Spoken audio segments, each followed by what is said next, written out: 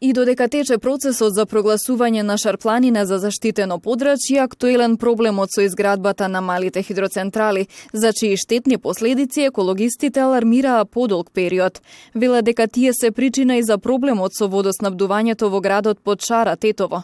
Каков ефект имаат врз водата треба да одговорат инспекциите, вели министерот за животна средина и просторно планирање Насер Нуредини. Тој истакна дека откако Шар планина ќе стане национален парк, нема да има нови концесии за хидроцентрали, а ќе се разговара за повлекување на постоечките.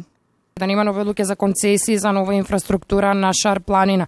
Оние кои што се поминати, ние се договоривме да дадеме рок од 1 година министрите кои што се вклучени во овој процес да преговараат со инвеститорите кои што веќе ги започнале процедурите или имаат концесии да се повлечат, но истовремено да не ги оштетиме државата од фискален аспект.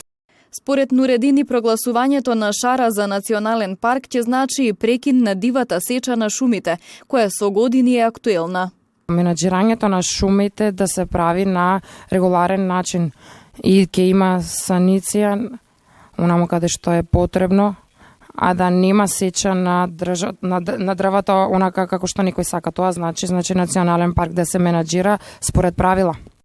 Инаку на вчерашната седница на владата беше утврден текстот на предлог законот за прогласување на делот Шар планина за национален парк со цел обезбедување заштита на природни убавини и вредности, како и социоекономски развој во регионот. Вкупната површина која ќе биде заштитена е 62.705 хектари.